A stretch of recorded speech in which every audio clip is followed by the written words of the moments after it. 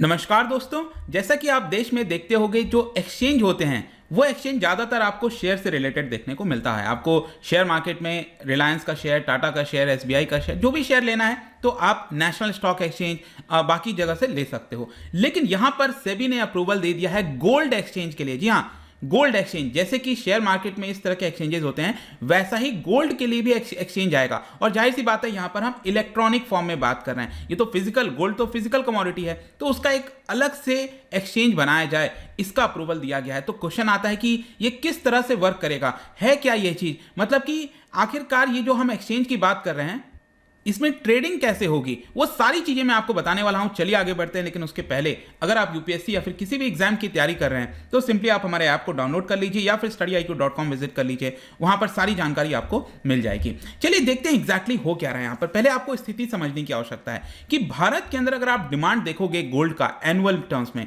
तो ये करीब 800 से 900 टन के आसपास है, बहुत ज्यादा होता है। और जाहिर सी बात है कि हमारे देश में तो गोल्ड होता नहीं है, इसकी वजह से Bharat one of the biggest importer है गोल्ड का।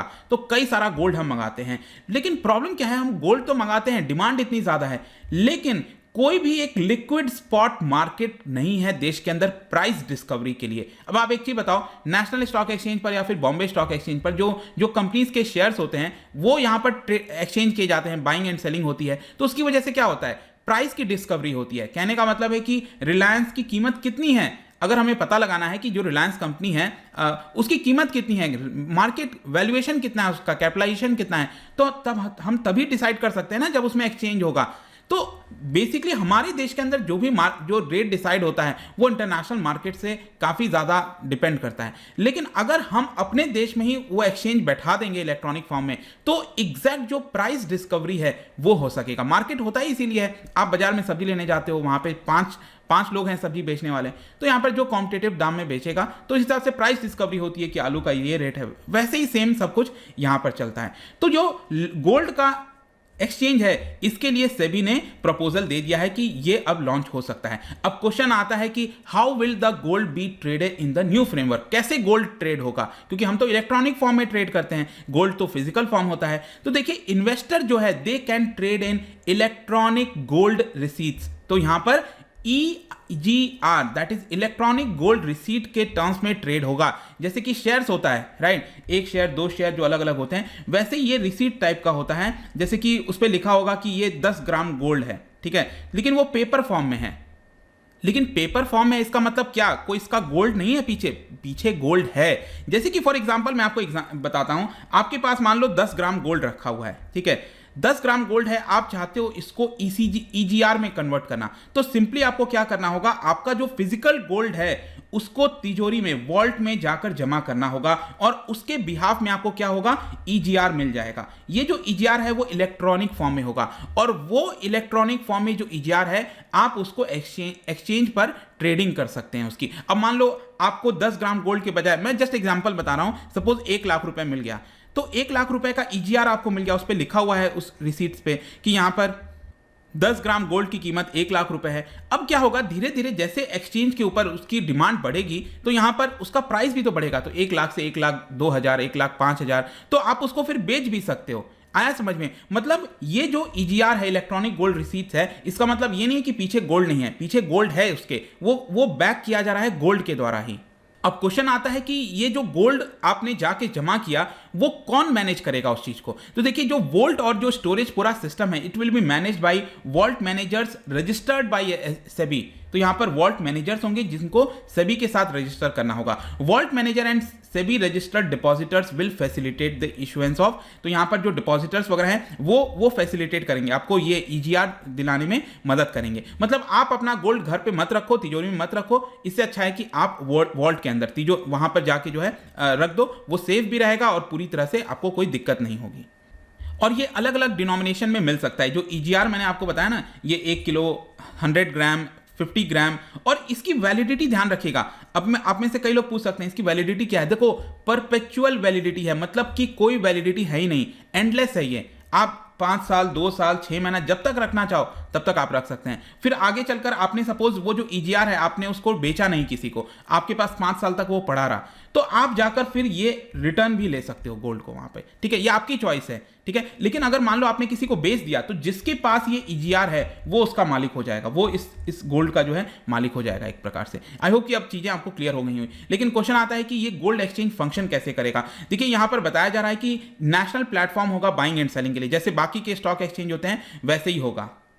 और इसकी वजह से क्या होगा, हमारे देश का जो प्राइसिंग स्ट्रक्चर है वो यूनिफॉर्म तरीके से मिल सकेगा। अभी क्या होता है आपने देखा होगा दिल्ली के अंदर, अभी आप सर्च करके देखो गोल्ड की कीमत क्या है, तो आपको अलग अलग शहर के अलग अलग चीजें देखने को मिलेंगी। अब इसमें क्या होगा, एक नेशनल प्राइसिंग स्ट्रक्चर गोल्ड का मिल सकेगा। और gold exchange is expected to offer a host of benefit, बहुत सारे बेनिफिट हैं यहां पर। जो चेन पार्टिसिपेंट है, एंटायर जो गोल्ड का इकोसिस्टम है वो बदल जाएगा, जैसे एफिशिएंसी बढ़ जाएगी, ट्रांसपेरेंट प्राइस डिस्कवरी मैंने बताया, इन्वेस्टमेंट लिक्विडिटी एक प्रकार का इन्वेस्टमेंट का भी जरिया बन जाएगा। इसके अलावा जो क्वालिटी ऑफ गोल्ड है वो भी आपको अश्योरेंस मिल जाएगा कि हाँ अगर आपने ईजीआर लिया है, खरीदा है किसी से, तो क्वालिटी गोल्ड है, वो उसमें कोई गलत काम नहीं हुआ होगा।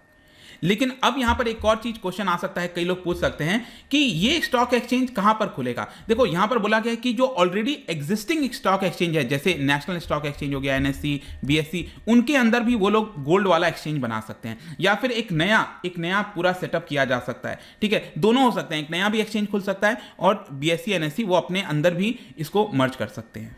अब यहां पर एक और क्वेश्चन आता है, आई एम श्योर कि आपके मन में भी आया होगा कि गोल्ड जो आपने जमा किया था वॉल्ट के अंदर, आपके पास मैंने बोला ना 10 ग्राम गोल्ड पड़ा है, आपने वहां पर एक वॉल्ट में जाकर जमा कर दिया, उसके बजाय आपको ईजीआर मिल गया।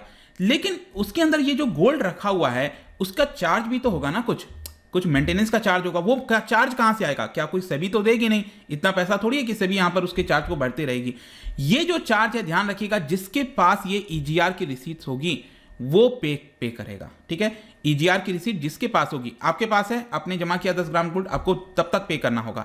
आपने किसी को बेच दिया तो उसकी जिम्मेदारी हो जाएगी कि उसका चार्ज वो पे करे, ठीक है। वो चार्जेस वगैरह कटते रहेंगे, जो भी है वो आपका अलग चलेगा। लेकिन यहां पर डेफिनेटली जो ईजीआर है वो एक्सपेंसिव हो गया ना एक प्रकार से। आप अपने घर में रखते तो कोई चार्ज नहीं देना पड़ता, आपने वहां पर जाकर जमा किया तो चार्ज देना पड़ेगा। लेकिन अगर आपके सिक्योरिटी को सिक्योर रखना है, कुछ भी करना है, तो हर चीज के लिए पैसा पेमेंट करना होता है। तो वही है, आपका जो सिक्योरिटी है वो काफी इंप्रूव हो जाएगा गोल्ड का। घर से तो चोरी भी हो सकता है।